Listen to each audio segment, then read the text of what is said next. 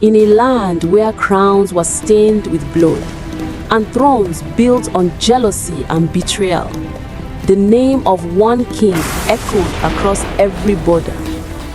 They said no king could rival Adedigba, the lion of Okeado, whose shadow stretched across kingdoms. His sword brought peace, his smile gave hope, but even lions fear what they cannot see. For his greatest battle was not fought on the battlefield, but within the golden walls of his palace, among the women who shared his crown. The tale begins in the ancient land of Okeado, a kingdom so vast that travelers said the sun rose and set within its borders. Its ruler, King Adedigba the Great, was a man of uncommon might. His name echoed from valley to valley, a conqueror, a giver, a king whose generosity was as wide as his empire. Adedigba had fought many wars, not for greed, but to protect the weak and unite the lands under justice. When he returned from battle, his warriors sang his praise. The lion whose roar scatters enemies, the palm tree that stands when others fall. He was tall, broad-shouldered, with a beard streaked like the wings of a grey hawk. His palace, built with red earth and ivory columns, stood like a small city of its own. Every evening, drums sang the king's name, maidens danced, and traders brought gifts from faraway kingdoms. But even in his greatness, King Adedigba carried its secret sorrow. He had 7 wives, each beautiful in her own way, queens of grace, power, and ambition. Yet, though his palace overflowed with gold, he had no son. Only daughters, each precious, each beloved, but none who could inherit the throne. The elders whispered, "A tree without seed will one day fall." The pressure of lineage hung heavily on the mighty king. Among his wives was Queen Adesewa, the youngest, gentle as a dove, humble as a river stone. She was loved by the king, but mocked by her co-wives. Her chambers were often quiet, her tears often unseen. While the others flaunted their children and plotted for favor, Adesewa spent her nights before the gods, whispering, "Let me bear fruit before I die." The royal palace glimmered in the daylight, but shadows gathered behind its walls. The smiles of the co-wives hid sharpened tongues. Each sought to be closest to the king, to position her daughter as a future queen. Yet, destiny had not spoken its final word. One evening, as the sun dipped behind the hills, the chief priest arrived from the sacred grove, his body covered in white chalk, his voice trembling with revelation. He bowed before the throne and declared, "Kabiesi, the gods have spoken. A child will be born to this house, one that will change the fate of Okeado forever." Gasps filled the hall. The wives exchanged glances. Could it be one of them? Could it be the long-awaited heir? The king's heart thudded like the war drum. Hope flickered in his eyes. No one knew that the prophecy was for Adesewa, the quiet queen who had never raised her voice. That night, thunder rolled over Okeado. The winds carried whispers of change. And in the palace of the mighty king Adedigba, the seeds of rivalry began to sprout. The dawn rose bright and golden over Okeado. The palace shone like fire under the sun, but within its courtyards, unseen battles brewed. The 7 queens of Adedigba each had their chambers, attendants, and pride. To the outside world, Okeado was a paradise, but inside the palace, it was a nest of serpents. Every festival, every feast was a show of power. Each wife competed for the king's favor, from the richness of their garments to the delicacy of their dishes. King Adedigba, though wise, was still a man. He smiled at all, gave to all, but his heart lingered on Adesiwa. Her gentleness, her compassion, her faith, they soothed his spirit after the noise of council and war. And this affection became the root of envy. The other wives whispered in corners, trading words like daggers. She has no child, yet she sits beside the king, they hissed. What spell has she used? What charm does she wear? But fate is a quiet drummer. That moonless night, while others slept, the chief priest came again, eyes glowing like embers. He entered Adesewa's chamber and laid before her a white calabash filled with herbs. He said, "The gods have chosen you, Queen Adesewa. The river that was dry shall flow again, the barren soil shall bloom, but beware, for joy and sorrow will walk side by side." She fell to her knees trembling with gratitude. 9 moons later, a cry echoed through the palace, the cry of a newborn boy. The entire kingdom rejoiced. Drums thundered across Okeadu. Dancers filled the streets. The king wept as he lifted the child before the people. His name shall be Adedibu, the joy that renews the crown. But behind the celebration, 6 hearts burned with envy. The serpent of jealousy had found a home in Okeado. The palace of Okeado was alive with music, feasting, and joy. Everywhere, the air carried the scent of roasted yam and palm wine. The drums sang louder that season because a prince had finally been born. Yet, in the quiet corners of the palace, Adesewa wept, not out of sadness, but from the deep ache of fear. She had waited long years for this child. The mockery from her co-wives still echoed in her memory like old scars. They had called her the dry river, the empty calabash, the queen who bears only silence. Now that the gods had blessed her womb, she should have found peace. But peace is a bird that flies from a palace where jealousy nests. At night, she would hold her newborn close, whispering ancient lullabies. "Sleep, my son, my son. May the eyes that envy you go blind before they touch you." But the more the king loved his son, the more venom filled the other wives' hearts. Queen Abeni was the first to plant the seed of conspiracy. One afternoon, as the wives gathered under the palm shade, she said sweetly, "Sisters, the king forgets that we too have children. Are our daughters less royal than this boy? Shall one child take what belongs to all?" Queen Murunkeji clicked her tongue. "The king's heart has been stolen. That woman has used something, a charm perhaps. Even her face has changed since she gave birth." Laughter followed, but behind it was hatred. When news reached Adesewa of what was being said, her heart trembled.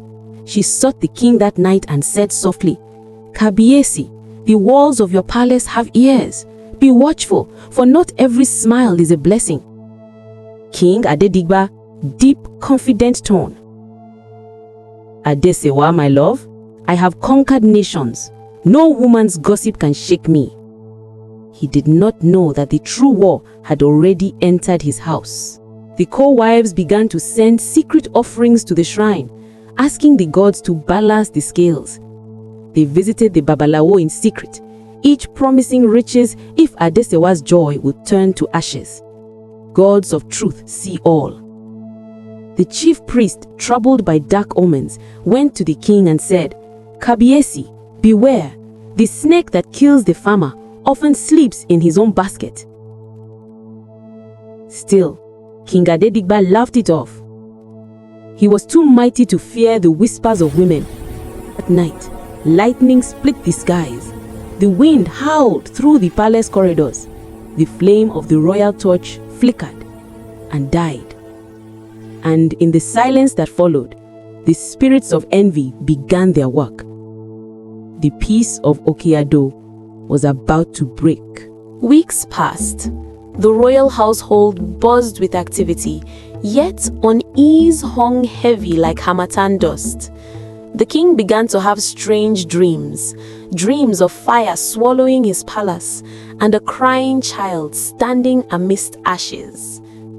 Disturbed, he summoned the chief priest, an old man with cowries around his neck and a gaze that pierced the soul. The priest arrived barefoot, his staff adorned with feathers of the sacred owl. "Kabiesi," he began, "you have angered no man, yet your peace is wounded. The gods have sent me to reveal the truth." The entire court grew silent. Even the birds stopped singing. "Among your 7 queens," said the priest, "there are hearts darker than night. The child you love, your son, his light will draw envy like moths to a flame. You must protect him, for only he carries your spirit and the destiny of Okeado." The king's heart pounded. He asked, "Will harm come to the boy?" The priest nodded slowly. "If your hands are not quick, the serpent will strike from within, and when it does, the land will bleed." Adedigba dismissed the court and sat alone for hours. His pride fought with his fear. How could he, the great conqueror, be defeated by the jealousy of women? Yet, deep in his heart, he knew the words were true. That night, he sent for Adeshewa and told her, "From today, your chambers will be guarded. No one enters without my word. I will not let the child fall to evil." Adeshewa bowed, grateful but worried. "Kabiesi, even walls have ears. If they cannot enter my chambers, they will poison my name." The king smiled sadly. "Let them talk. Truth needs no defense." But words can kill faster than swords. And while the king tried to guard his family, the co-wives plotted deeper in the shadows. In secret, they burned herbs, mixed charms, and sent their maids to whisper rumors across the kingdom, saying Adeshewa had used dark magic to bear her son. The people began to wonder. Some turned their backs when she passed. Even some guards avoided her chambers at night, whispering, "The barren queen has bound the king's soul." Adeshewa felt the ground shifting beneath her feet. Then one evening, the oracle priest returned, his face dark with fear. "The storm is near. When thunder roars from a clear sky, take the child and run, for not even the gods will stay the wrath that is coming." That night, as the drums beat for the festival of harvest, the seeds of tragedy were already planted beneath the celebration. The young prince Adedibu grew strong and bright. His laughter filled the palace like morning sunlight. Even the guards smiled when he toddled past. He was clever, gentle, and curious, a child of pure heart. King Adedigba adored him beyond measure. He would lift the boy upon his lap and say proudly, "This is the one who will wear my crown. The gods have smiled upon Okeado." But each word of love struck like a spear in the hearts of the other wives. Their smiles tightened, their voices grew sharp. Queen Adbeni, the most cunning, began to weave her web. "Sisters," she whispered, "this child must not live to take what our daughters deserve. Has the king forgotten we too have royal blood?" They began to visit dark places, shrines hidden beneath the forest. They sought charms that would bring sickness without suspicion. And soon, strange things began to happen. The prince started falling ill. His body burned with fever one day, froze the next. The royal healers were helpless. The Babalawos threw cowries, but the messages were unclear. Adesewa barely slept. Her tears washed over her child as she whispered ancient prayers. "My child, may the spirits of my ancestors guard you. The evil of the jealous shall return to their own heads." But nothing worked. until one night the same oracle priest returned, his eyes heavy with sadness. He said, "Kabiesi, the sickness is not of flesh, but of envy. Only distance can cure it. For as long as he breathes the same air as those who hate him, the boy will suffer." Silence filled the throne room. The king stared at him, torn. How could he send away his heir? But before he could act, Adesewa made her choice. The moon hung like a pale witness above the palace walls. Adesewa sat quietly beside her son, who slept restlessly, his breath shallow. The decision in her heart was heavy, but her mother's instinct was louder than the call of royalty. She rose, wrapping her son in soft white cloth. Her footsteps were careful, her eyes glistening. She paused before the doorway, whispering to the sleeping guards, "May the gods blind your eyes for one night." Then she slipped into the shadows. The path through the royal gardens shimmered faintly in the moonlight. Every leaf whispered, every cricket chirp sounded like a threat. Behind her, a sudden shout rang out. "Stop her! The queen is fleeing with the air!" Torches flared, guards gave chase. Adesewa ran barefoot into the forest, thorns tearing her skin, branches clawing at her wrapper. But she did not stop. She could not. At the edge of the sacred grove, the wind rose violently, howling like the ancestors themselves. She stumbled into the mist, the realm no mortal dared to enter. The guards froze terrified. None would follow her into the forbidden grove. By dawn, Adesewa and her son had vanished from Okeado, swallowed by the wild. The kingdom awoke to panic. The king's roar shook the sky. "Find her! Find my queen and my son!" But the forest kept its secret. Far from the golden palaces of Okeado, in a quiet village by the river Ose, Adesewa began anew. She changed her name to Adedibu, and her son she called Adedibu, the crown reborn. Life was hard. They farmed the land, fetched water, and traded palm oil in the market. Yet Adedibu grew strong, wise, and kind. His heart carried no pride, though royal blood flowed in his veins. He helped elders mend roofs, guided younger boys through the forest, and shared his food with the poor. The villagers soon loved him deeply. One day, a group of thieves attacked the village, demanding tribute. The men trembled, but Adedibu stepped forward, a wooden staff in his hand. "You will not harm my people," he said boldly. The bandits laughed until he struck their leader to the ground with surprising strength. The others fled. The villagers rejoiced, singing his name. "You have the courage of a king," said the village headman. "Maybe I was born for something greater," Adedibu replied quietly.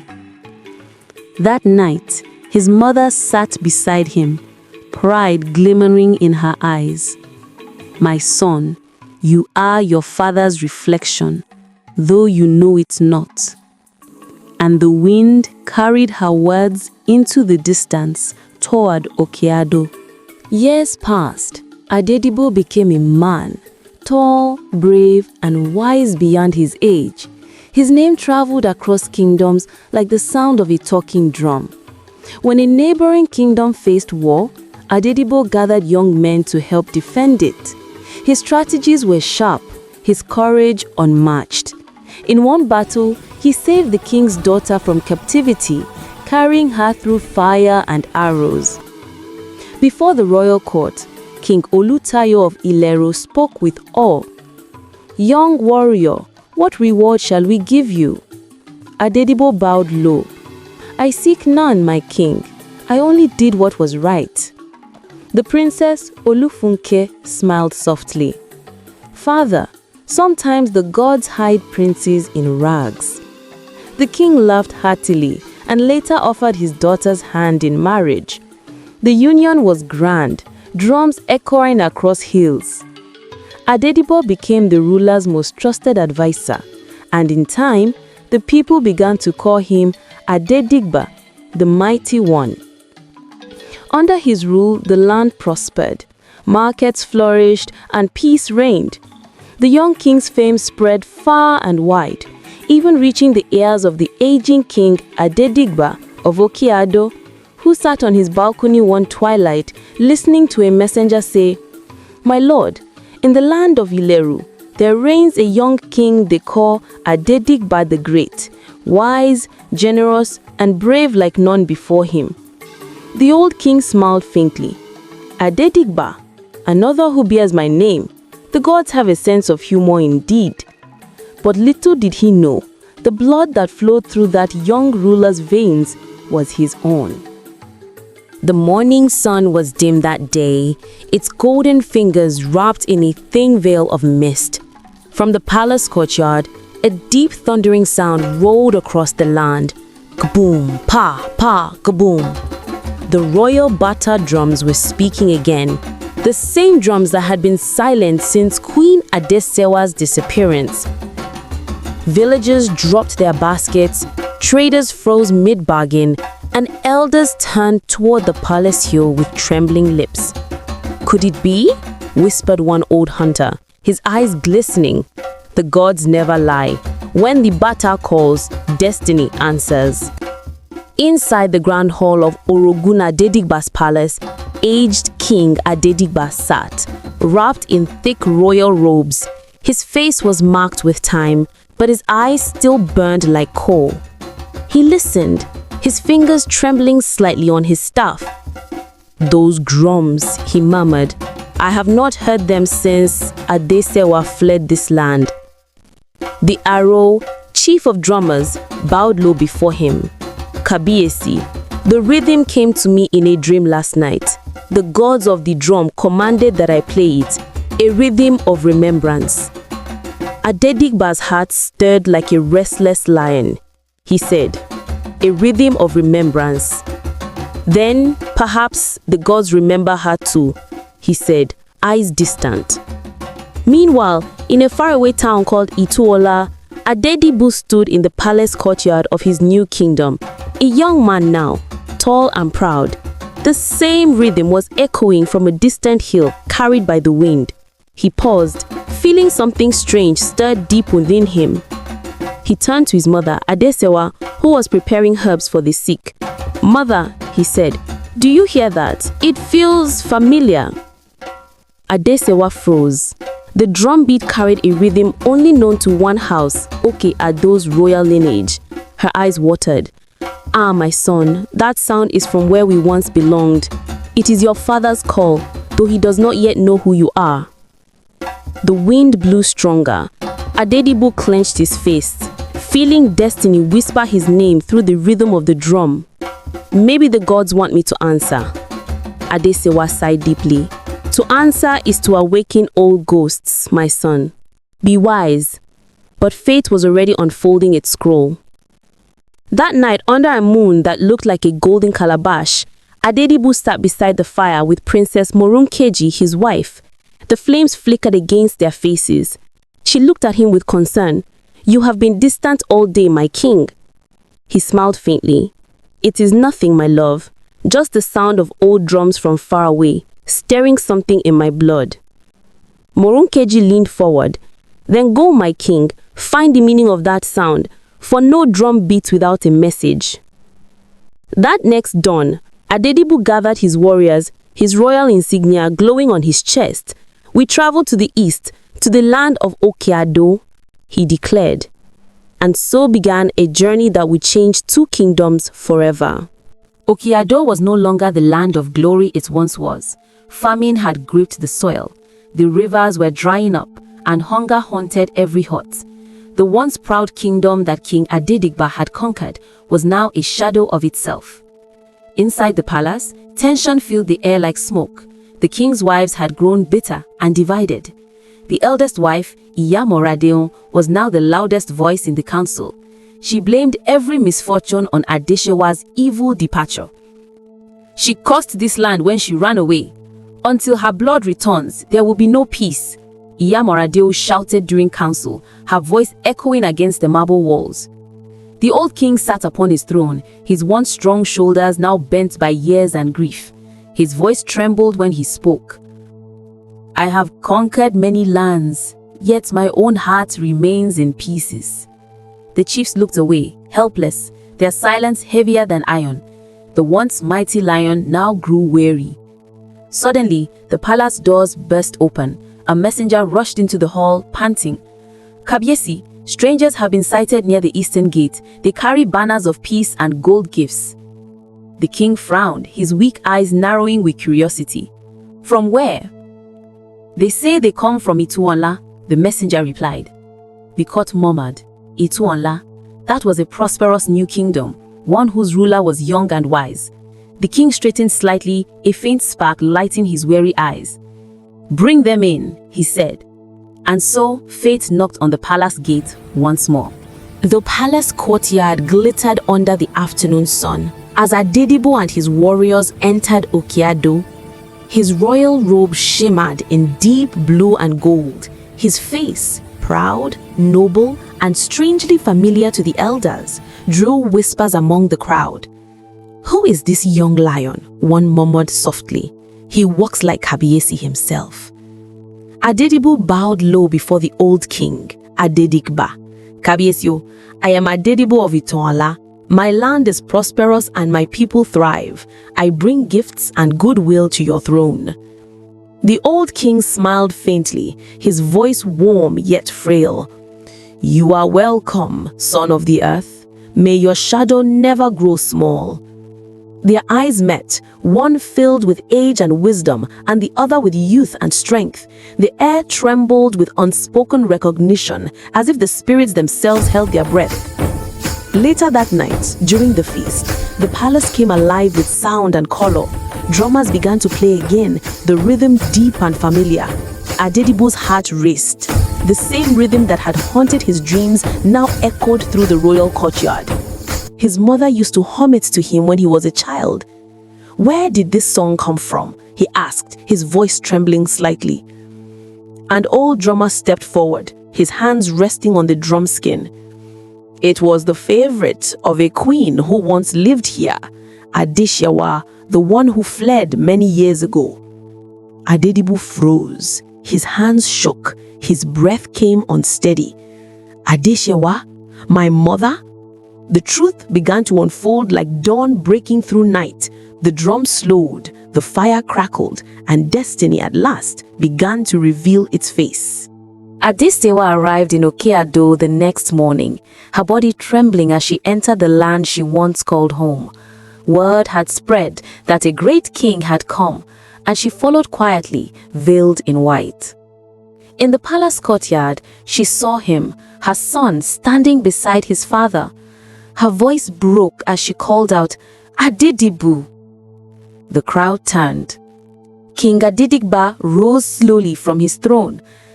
The name hit him like thunder. Adedibu? While removed her veil, tears streaming down her cheeks. My king, this is your son. The old king's eyes widened with disbelief, then softened with joy. He reached for his staff and walked toward them.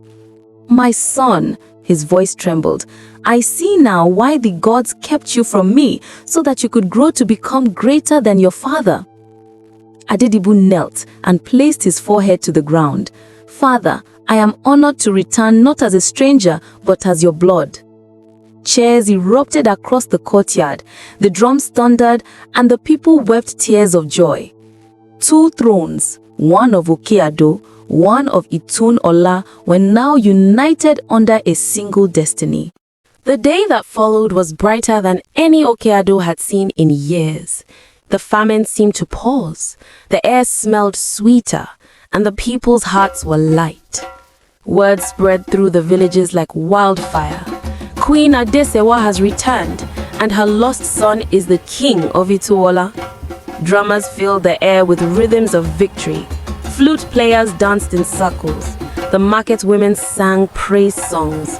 Even the children who had not eaten well in weeks ran about chanting, Adedigba tideo, omo orogun tope. The mighty one has come. The long-lost son of the king returns. Inside the grand palace courtyard, King Adedigba sat on his golden throne beside Queen Adesewa. Their son, Adedibu, stood before them, his royal robe flowing in the wind, his eyes glistening like morning dew. Today, the old king announced, the gods have done what no man could do. The child of exile has become the hope of nations. The son of Adedigba and Adesewa has returned, not to seek revenge, but to bring peace. Thunderous applause erupted. Chiefs bowed low, elders wept openly, and the people hailed. Kabiesio! Adedibu turned to his mother and whispered, You see, mother, your pain was not in vain. The gods kept me hidden for a reason. Adesewa smiled, her eyes full of pride and sorrow. My son, destiny never forgets the path it must take. That evening, the palace gates opened wide. Both kingdoms, Okeado and Ituola, feasted together for the first time. Palm wine flowed, roasted meat sizzled, and dancers filled the night with fire and rhythm. But in the shadows, not everyone celebrated. The other wives of Adedigba, the jealous queens who once scorned Adesewa, sat in silence, their eyes cold and filled with envy. Yamoradeung, the eldest of them, clenched her fists and hissed, So she returns from the forest, and suddenly we are nothing? Her co-wives nodded, their bitterness boiling. Let them rejoice, she whispered darkly. Tomorrow the serpent will return to strike. That night, while the kingdom slept in peace, whispers crawled through the palace walls like snakes in tall grass. Iya Muradiun and two of her allies gathered in the secret inner chamber. Adesewa will ruin us all, one said bitterly. Her son now stands to inherit everything. Iya Muradiun's eyes gleamed like a cat's in the dark. Then we must act fast. If the gods have blessed her, then we shall curse her. They plotted to poison the feast the next morning, the one that would officially unite the two kingdoms under the new heir. But as fate would have it, an old maid overheard them.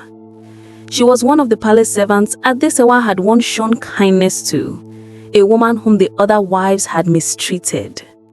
That same night, she ran barefoot to Queen Adesewa's chamber, tears streaming down her cheeks.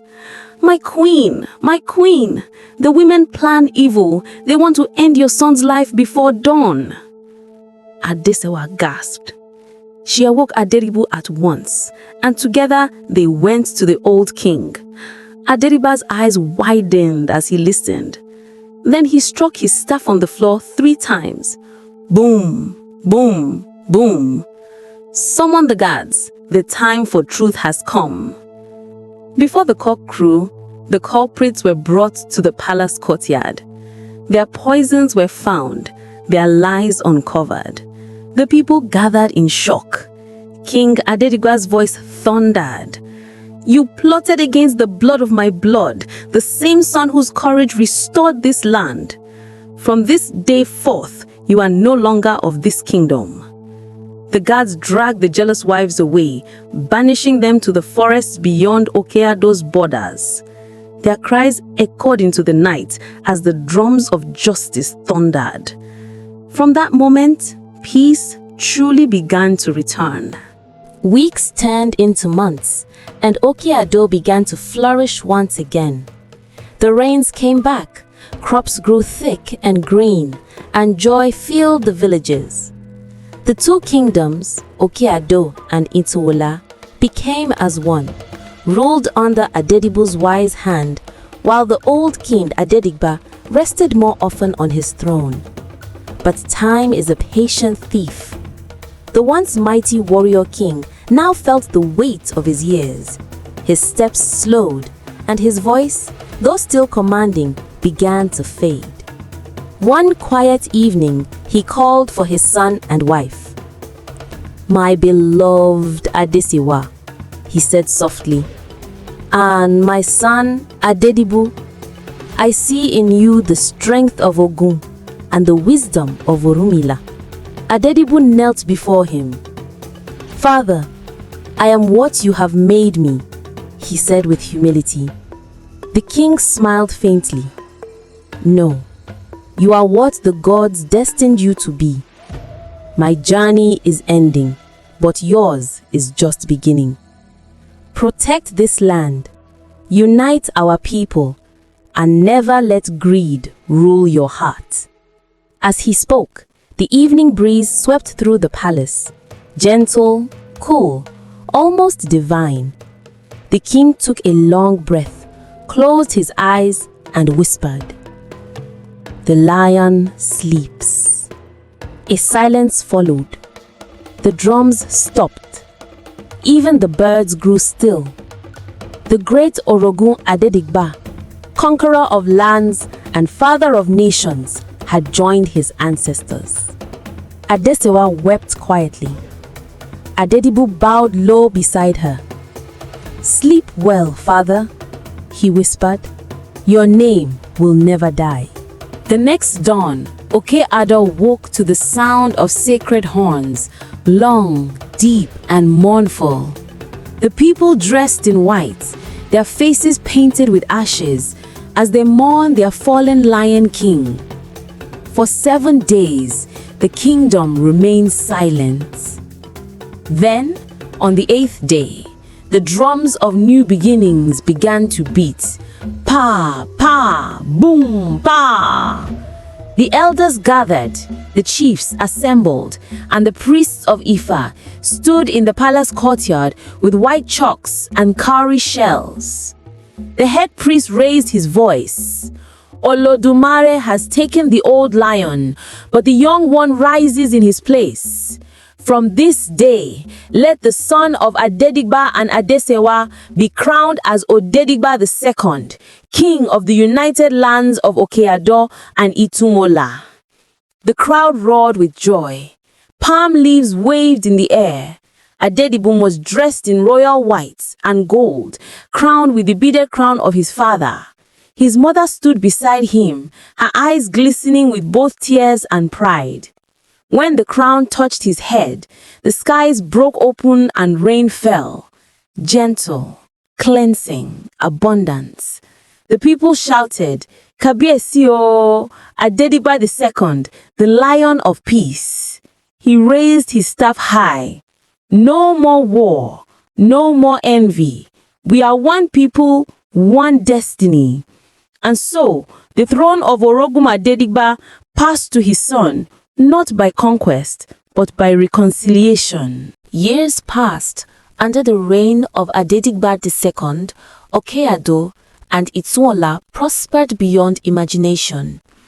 Trade flourished, peace reigned, and the lands bore fruits of gold and plenty. Travelers came from far kingdoms to learn from his wisdom. He built schools, roads, and temples to honor the gods who had guided his path. And every year, on the day his father passed, he would order that the royal drums be played across the two kingdoms in remembrance. One evening, he gathered his people and spoke. "My story began with pain, but it ended in peace. Remember this, no matter how far a stream flows, it never forgets its source." Adesewa, now gray-haired but graceful, smiled at her son from beside the throne. The sun set behind them, painting the sky in gold and red. The royal drums began again, slow, powerful, eternal. Goom, pa, pa, goom. And in that rhythm lived the legacy of Orogun Adedigba, A king who conquered nations, a queen who conquered fate, and a son who conquered the hearts of men. Thank you for watching. Subscribe for more interesting stories. Like, share, and comment.